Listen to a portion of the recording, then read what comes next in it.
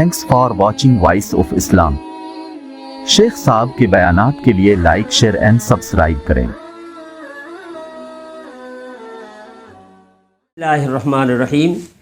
भाई सकल, आज हाजी भाईদের জন্য একটা বিশেষ হাদিয়া নিয়ে উপস্থিত হয়েছি, যেটা একটা ছবি আপনাদের দেখাবো। জামারাতের বিষয়ে অর্থাৎ শয়তানের পাথর মারা সংক্রান্ত একটা বিষয়। ছবিটা আপনাদের দেখাবো ইনশাআল্লাহ।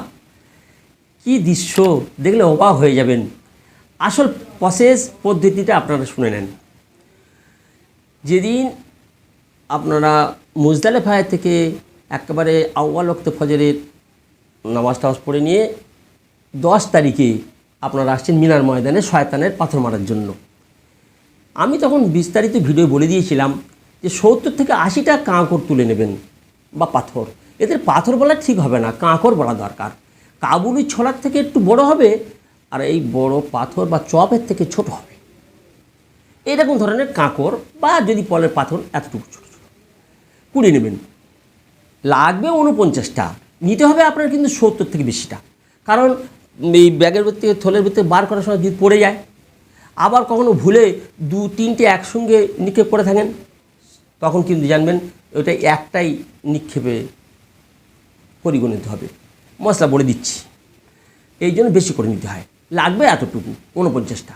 প্রথম দিন লাগবে 10 তারিখে 7টা, আর 11 তারিখ লাগবে 21টা, 12 তারিখ লাগবে 21টা, মোট 49টা লাগবে। কিন্তু নিতে হবে আপনার এতটা এক্সট্রা, কারণ গণ্ডগোল হয়ে যেতে পারে। এখন আপনার পাথর কুড়িয়ে এনে শয়তানকে মারছে। বলেছি তখন ভিডিও বিস্তারিত, কিন্তু তবু ফের বলছি, নিচের তলায় অর্থাৎ নিচে এই গ্রান্টে আপনারা পাথর মারতে যাবেন না। খুব ভিড় হয়, খুব ভিড়ে, এমনকি ভিড়ের চাপে মানুষ অসুস্থ হয়ে পড়ে, কেউ কেউ আল্লাহ তাআলা শহীদও করে দেন। এমন অবস্থা চোখের সামনে দেখা, আল্লাহ আল্লাহ, এ খুব অবস্থা খারাপ হয়ে যায়। আপনার 2 তলায় 3 তলায় লিফটের ব্যবস্থা আছে, সেখানে গিয়ে যেমন কারোর সঙ্গে কারোর গা লাগবে না, শরীর লাগবে না, এবার খালি ময়দান। কেমন অবস্থাটা, এই যে দেওয়াল আছে, এই সেই শয়তান যেখানে ধোকা দিয়েছিল ইব্রাহিমের স্মৃতি বহন করা হচ্ছে, সেটা একটা দেওয়াল দেওয়া আছে। দেওয়ালের ওই দিক থেকে এরকম ঘিরে দেওয়া আছে হাতিমের মতো, কাবা শরীফ যেমন হাতিম ঘিরে দেওয়া আছে, সেই দেওয়ালটা এতটা উঁচু, বুকের থেকে একটু নিচু, পেটের উপরে, পেট আর বুকের মাঝে এতটা উঁচু। এই পাথরগুলো বা কাঁকরগুলো এর মাঝখানে পড়ে। এর যদি ওই দেয়ালে লাগে অসুবিধে নাই, সেটা ভালো জিনিস। আর যদি ওদের দেওয়াল পর্যন্ত যাচ্ছে না, আপনি 4-5 হাত দূর থেকে মারছেন, অর্থাৎ এই যে দেওয়ালটা আছে ওটা 6 হাত ডিস্টেন্স আছে, এতটা 6 হাত দূরের থেকে দেওয়াল দেওয়া আছে। তো ওই দেয়ালের গায়ে এসে আপনি মারতে পারেন, কিংবা দেয়াল থেকে বিরাজ লোক আছে তার থেকে আপনি 2 হাত দূরের থেকে মারছেন। কীভাবে মারবেন, এই 2টো আঙ্গুলই ধরবেন। এটাই পাথর, ছোটো কাঁকর। এই ছোটো কাঁকরটাই 2টো আঙ্গুল নিলেন, তাহলে কি পাথর নয়, এত বড় নয়, ঢেলা নয়, ছোটো কাঁকর। এই কাঁকর নিলেন আর হাতটা উঁচু করে, বগলটা পরিষ্কার দেখা যাবে, হাত উঁচু করে বিসমিল্লাহ আল্লাহু আকবার ছুড়ে দিলেন। ওই দেয়ালে লাগলো ভালো, না লাগলো এর মধ্যে পড়লো, এই দেয়াল এই গর্তটার মধ্যে পড়লে হলো। এইটা হলো মুসনুন, এইটা হলো তরিকা, এইটা হলো প্রসেস। যদি এরকম 2টো আঙুলে ধরতে পারছেন না, আপনি বয়স্ক, এমন অসুবিধা হচ্ছে, তখন 4টে আঙুল পুরো হাত দিয়ে ধরুন, পুরো হাত দিয়ে এরকম পুরো চেপে ধরুন। ধরার পরে বিসমিল্লাহ আল্লাহ, হাতটা উঁচু করে, পুরুষ হোক আর নারী হোক সবাই হাত উঁচু করে এভাবে ছুঁড়ে দিলেন। এতটুকু। নয় যে শয়তানকে মারছি, মেরে শেষ করে দেবো। আরে ভাই, ওইটুকু পাথর মেরে তাকে তার চোখটাও কানা করে দিতে পারবেন না, আচ্ছা নাকটাও ফোটাতে পারবেন না, তার কিছুই হবে না। এটা একটা স্মৃতি বহন করে চলে আসছে, সেইটাই অনুকরণ করা, তা নইলে সর্বনাশ যেন নয়। এবার মশলা এটা শুনে নেওয়া দরকার। এই 7টা কাঁকর মারতে হবে পৃথক পৃথকভাবে। একটা মারলাম, তাহলে আবার একটা নিলাম, আবার মারলাম বিসমিল্লাহ আকবার, আবার একটা নিলাম, হাত উঁচু করে মারলাম, এই করে 7টা। কেউ যদি 2-3টে একসঙ্গে নিয়ে মারলো, এটা একটা মারার পরিণত হবে। কেউ 7টাকে নিয়ে এক মুঠো নিয়ে এই করে দিল, এটা একটা পাথর মারা হয়েছে, আর বাকি 6টা মারতেই হবে। অনুরূপভাবে কেউ 7টা মারা হয়ে গেছে, বলে না না আর বেশি করে শয়তানকে মারি, বলে আরও 1টা বা 2টো মারলো, এটা মকরুহ তাহরিমি হবে, গোনা হবে, সওয়াব তো দূরের কথা, আসল এই কাজটা।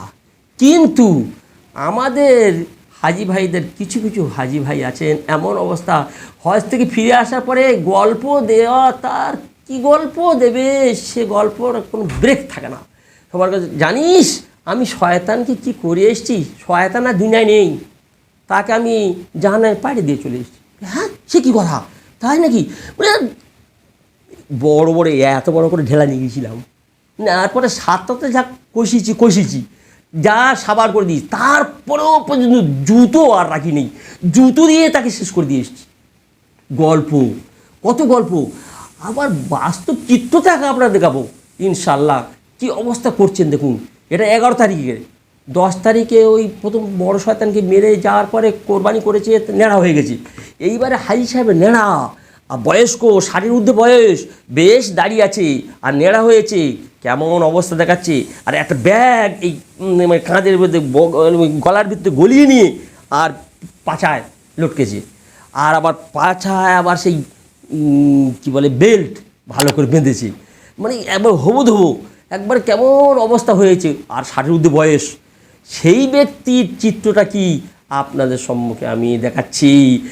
এই দেখুন তার চিত্রটা, কিভাবে শয়তানকে শাসন করছে, কিভাবে জামারাতকে পাথর মারছে, কিভাবে ছুটছে ওই নেড়া ব্যক্তি, আল্লাহ আল্লাহ, আর কিভাবে দৌড়ে যাচ্ছে। এই দিকে তাকান, আপনার ছবিটা দেখুন, পুরো ছবিটা কি দৃশ্য, আল্লাহ আল্লাহ, দেখেই নিজের কেমন লাগছে, তো কী অবস্থা। আবার ইনি আবার টুপি পরে আছে, তার মানে কি বুঝতে পারছেন, কোরবানি করেছে, নেড়া হয়ে গেছে এখন সাদা পোশাকে, আর ওইভাবে দৌড়াচ্ছে আর কীরকম মারছে, শেষকাল মাথার টুপিটা খুলে ফেলে দিল। তারপর আর পাথর শেষ হয়ে গেছে, জুতো খুঁজছে, নিজের জুতো নিয়ে ছুঁড়ে মারছে। দেখুন না ছবিটা দেখুন, আল্লাহ আল্লাহ। আর কতগুলো আমার হাজি ভাইরা বব্বর বোকা, তারা সেটা ক্যামেরা করছে। এই সম্পর্কে আপনাদের বলি, এ আল্লাহ, এই সমস্ত খোরাফাত, এই সমস্ত খারাপগুলো কেন আমার হাজি সাহেব ভাইরা করে? হজ করতে গেছেন, ওমরা করতে গেছেন, কী করতে গেছেন, আল্লাহর সঙ্গে একটা সম্পর্ক, সেখানে ভিডিও ক্যামেরা ইয়েতেই মত্ত হয়ে আছেন, তাহলে কী হচ্ছে? তাহলে এই বেধর্মীদের মধ্যে আর আমাদের মধ্যে পার্থক্যটা কী হচ্ছে? এটা একটা একটা স্মৃতি বহন করছে, আল্লাহ আল্লাহ রসুলের, ইব্রাহিমের, খলিলের, মা হাজরার, ইসমাইলের সেই অবস্থাগুলো বহন করে চলেছে। আমাদের শরীয়তের মশলা জেনে তার প্রতি সেইভাবে আমল করে সুষ্ঠুভাবে হজ করে ফিরে আসা দরকার, একান্ত দরকার। মশলা মাসাইল সমস্তগুলো আমরা বলে দিয়েছি, জানিয়ে দিয়েছি, পুস্তিকা দিয়েছি, ফের ভিডিও করে ছেড়েছি, আবার বারবার ভাইদেরকে অনুরোধ করেছি, আমি তো অন্তত বহুবার করেছি, আর বারবার অনুরোধ করছি। হজ সংক্রান্ত 7টা-8টা ভিডিও আমি ছেড়েছি, সেগুলো সব আপনারা দেখে নেন না, এখন নেটের যুগ, দেখুন না কেন এরকম অবস্থা, কী দৃশ্য, আল্লাহ কীভাবে চালাচ্ছেন, আল্লাহ আল্লাহ। এই ছবিটা আপনারা দেখুন, এইরকম একটা মানুষ হয়, ইস, সেই ঘেরা দেওয়া সেই ছবিটা আপনারা দেখাচ্ছি, কেমনভাবে আছে, কী সুন্দর, আর কত ফাঁকা ময়দান দেখুন, কত ফাঁকা ময়দান, একবার খালি জায়গা, একা একে চুপ করে মারবেন, পাথর মারবেন। এই মেয়ে ছেলেরা রাতে পাথর মারবেন, তাদের কোনো অসুবিধা নাই, কিন্তু পুরুষরা সুস্থ অবস্থায় দিনের বেলা পাথর মারা দরকার, যদি খুব ভিড়ে চাপ হয় সেরকম হয়। আর পাথর মারার ব্যাপারটা নিজে নিজে মারবেন, কাউকে নায়েব বানিয়ে দিয়ে, ভাই আমি খিমায় বসে আছি আরাম করছি, তুই আমার হয়ে মেরে, জি না, এটা ঠিক হবে না। নিজে নিজেই নিজের পাথর মারবেন, আর ওই ভক্তি সহকারে আস্তে করে ছুড়ে দেবেন, ওইরকম ঢিল ছড়ো করবেন না, ওইরকম কাউকে মারছেন, গুলতি মারছেন, এরকম করবেন না। একেবারে গোনা হবে, সওয়াব তো দূরের কথা, গোনা হবে। এই আঙ্গুল দুটো ধরে বিসমিল্লাহ টুক করে ফেলে দিলেন, জি একটা, ফের আর একটা নিলেন, আর একটা, এই করে 7টা। খবরদার 2-3টে একসঙ্গে নিয়ে মারলে সেটা একটাই মারা হবে। আপনার পাথর তুলতে গিয়ে দুটো পড়ে গেল, জি, আর যেটা পড়ে যাবেন ভালো করে শুনুন, সেটা কোনো দিন কুড়াবেন না। যদি আপনার পায়ে জুতো খুলে পড়ে গেছে, ওই জুতোটা আর নেবেন না। এখানে জিনিসগুলো খুব খুব সূক্ষ্ম, আপনার কাছ থেকে যেটা পড়ে যাবে সেটা আর আপনি কুড়িয়ে নেবেন না। বিশেষ করে এই পাথর, এই পাথর যদি পড়ে যায় সেটাকে আপনি কখনো কুড়োবেন না, কখনো কুড়োবেন না, মোটেই কুড়োনো ঠিক নয়। ওই জন্য আমি বলে থাকি যে এক্সট্রা জুতো সব সময় একটা চপ্পলের ব্যাগে থাকবে, সেটা আপনার কাঁধে থাকবে। যদি যে জুতোটা পরে যাচ্ছেন সেই জুতোটা আপনার পায়ে থেকে খুলে গেল, কিংবা কেউ পায়ের ওপর চাপ দিয়ে সেই জুতো বেল্ট ছিঁড়ে গেছে, আপনি কী করবেন? সেটাকে কুড়িয়ে নেবেন। সেটা কুড়িয়ে আপনি আবার বুঝির কাছে সাইডে নেবেন? না, নেবেন না। ওরকম পাথর যে ওই 70-80টা এনেছেন, পাথর পড়ে গেল, সেটাকে কুড়িয়ে নেবেন না। দেখবেন লক্ষ্য করে লক্ষ লক্ষ পাথর মারা হচ্ছে, কিন্তু পাথর কোথায় যাচ্ছে? দেখবেন সেই সুতলায় ওই 1000খানে পড়ে আছে, আর বেশি কাঁকড় নেই। জি আল্লাহ বড় তাআলা এর আজীব জিনিস এটা তৈরি করে গেছেন। এই জন্য আমার হাজি ভাই অনুরোধ করব, কাবা শরীফের হুরমত বজায় রাখুন, মদিনা মুনাওয়ারার হুরমত বজায় রাখুন, আল্লাহ রসুলের রওজা তাদের জিয়ারত করার সময় হুরমত বজায় রাখুন। ওই সেলফি তুলতে জিয়ারত করতে যাচ্ছেন, জি না, যাবেন না।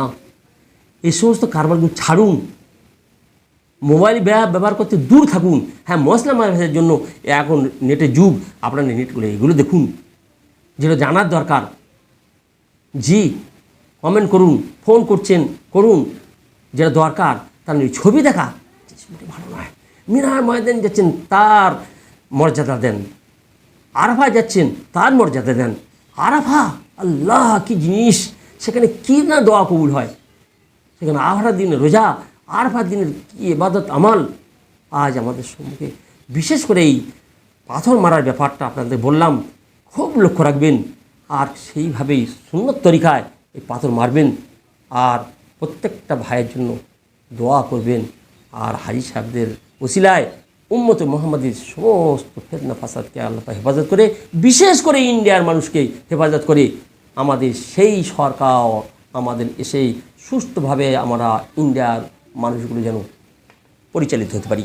শুধু মুসলিম নয়, ইন্ডিয়ার মানুষ সম্প্রদায় যেন সুস্থভাবে জীবিকা নির্বাহ করতে পারি, সুষ্ঠুভাবে আমরা পৃথিবীর মধ্যে বিরাজ করতে পারি, যাতে করে আল্লাহ পাককে আমরা ইবাদত আমল করে চিনব, জানব। আল্লাহ আমাদের তৌফিক দান করুক।